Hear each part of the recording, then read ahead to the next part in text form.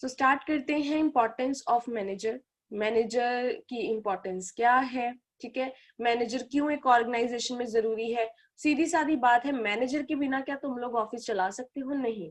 हर काम करना है, कैसे काम करना है वो आप लोग under the guidance of manager ही करोगे। जैसे इन्होंने फर्स्ट पॉइंट में ही लिखा है कि वो गाइडेंस प्रोवाइड करता है और हेल्प प्रोवाइड करता है टू सबऑर्डिनेट्स। अब किस काम में इनको हेल्प देता है?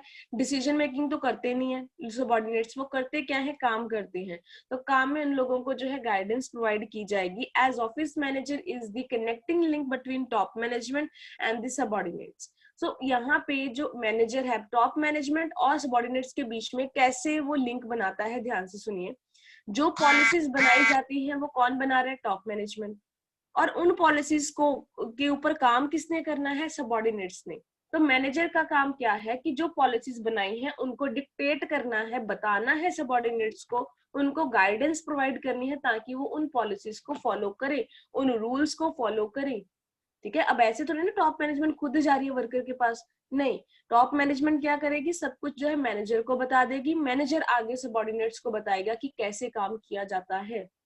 इसलिए मैनेजर जो है वो डिक्टेटर भी है, वो एक गाइडेंस भी प्रोवाइड करता है और वो सबऑर्डिनेट्स की हेल्प भी करता है। नेक्स्ट बात कर रहे हैं जो मैनेजर है, his role is like a captain of ship. अब शिप का कैप्टन है वो, इसका मतलब क्या है कि शिप को कौन चलाता है? कैप्टन। उसको किधर मोड़ना है, कैसे किस स्पीड के ऊपर लेके जाना है, मतलब जो चीजें भी हैं वो कैप्टन डिसाइड करता है ना। उसी तरीके से ऑफिस में मैनेजर है कि ऑफिस को कैसे चलाना है, क्या काम करना है, कितनी स्पीड से काम करना है, कब गोल्स अचीव करनी है, ये सब कुछ जो है वो मैनेजर डिसाइड करता है। All responsibility of performing office work is on him. सब काम करना है, चाहे फिर उसमें आपने टाइम टेबल डिसाइड करना हो, चाहे कुछ भी करना हो। So nobody else can substitute him. यानी कि उसका कोई सब्स्टिट्यूशन नहीं है। मतलब जैसे अगर वो काम ना करे तो उसकी जगह पे कौन काम करेगा? हम ये नहीं कह सकते वर्कर कल को आके जो है वो करेगा डिसाइड, नहीं, उसका कोई सब्स्टिट्यूट नहीं है। He must consider that improvement is a never ending process. अब उसको ये वाला हमेशा इस प्रिंसिपल के ऊपर काम करना है कि इम्प्रूवमेंट जो है वो नेवर एंडिंग। ये नहीं कि इस बार मैंने कुछ सीख लिया, मेरे पास ट्रेनिंग है, मैंने पढ़ लिया, मेरे पास बहुत नॉलेज है, मैं इसको ही सारी जिंदगी अप्लाई करूंगा, नहीं। इम्प्रूवमेंट कभी भी रुकती नहीं है। हर मूव आपको साल के बाद भी अपने आप को इम्प्रूव करना पड़ता है, साल के बाद अपने आप मतलब कुछ नया सीखना पड़ता है, नया इम्प्लीमेंट करना पड़ता है। आगे लिखा है इन्होंने कि उसको हमेशा ट्राई करना है कि वो अपने मेथड्स को इम्प्रूव करे, प्रोसीजर्स फॉर्म्स वगैरह को इम्प्रूव करे। ये नहीं कि जो सदियों से रीत चली आ रही है उसके ऊपर ही वो नक्शे कदम चलता रहे। तो ऐसा मैनेजर नहीं होना चाहिए, वो क्रिएटिव होना चाहिए, वो हमेशा नई नई चीजों को ट्राई करता होना चाहिए, उसके पास ज्यादा नॉलेज होनी चाहिए। ठीक है, ये उसका जो है इम्पोर्टेंस है मैनेजर की। Next they are talking about complying. अब कौन से, अब मैनेजर अगर खुद नहीं रूल्स को फॉलो करेगा तो क्या लोग फॉलो करेंगे? क्या सबऑर्डिनेट्स फॉलो करेंगे? नहीं। इसलिए लिखा है जो मैनेजर है वो ऐसा होना चाहिए, वो रिस्पॉन्सिबल होना चाहिए ताकि जितने भी रूल्स रेगुलेशन लॉज बने हैं, चाहे वो गवर्नमेंट के हैं चाहे वो विद इन ऑफिस बने हैं, उन सबको फॉलो करे। Office is to supply different type of information to the government agency. अब जितनी भी इंफॉर्मेशन है, चाहे वो टैक्स के रिगार्डिंग है, चाहे वो कोई और चीज के रिगार्डिंग है, आपने वो सारी गवर्नमेंट एजेंसीज को प्रोवाइड करनी है। तो अगर ये ऑफिस मैनेजर अच्छा होएगा, रिस्पॉन्सिबल होएगा, only then it is possible ना।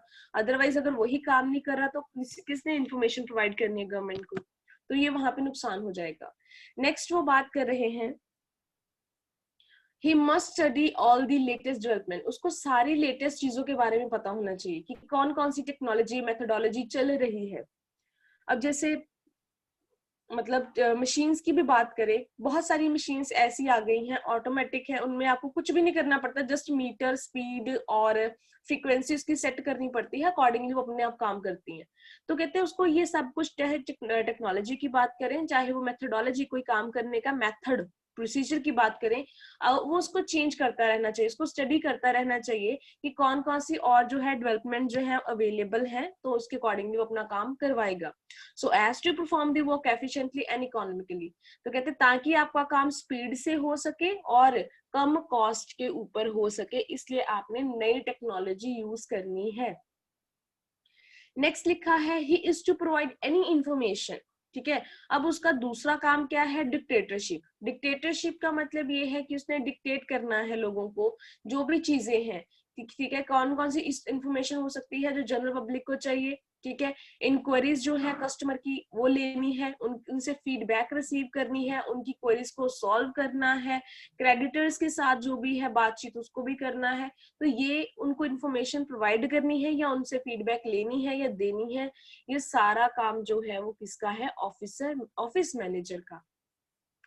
नेक्स्ट बात कर रहे हैं, office manager is to help support implement policies. अब जो एक स्टार्टिंग में पॉइंट लिखा था ना, ये टॉप मैनेजमेंट और जो है मिडिल लोअर लेवल मैनेजमेंट के बीच में लिंक बनाता है, ये वे सेम बात इन्होंने यहाँ पे लिख दी है कि ऑफिस मैनेजर हेल्प करता है, सपोर्ट करता है और इम्प्लीमेंट करता है, ठीक है। क्योंकि जो पॉलिसीज बनाई गई हैं बाय द टॉप मैनेजमेंट, अब उन पॉलिसीज को आपने क्या करना है, इम्प्लीमेंट करना है। He must report the result. अब जो रिजल्ट आया, चाहे वो पॉजिटिव रिजल्ट आया चाहे वो नेगेटिव रिजल्ट आया, आपने वो टॉप मैनेजमेंट को बताना है। कोई प्रॉब्लम अगर सबऑर्डिनेट फेस कर रहे हैं, वो टॉप मैनेजमेंट को बतानी है। परफॉर्मेंस सबऑर्डिनेट्स की कैसी है, अच्छी है या बुरी है, वो आपने टॉप मैनेजमेंट को बतानी है।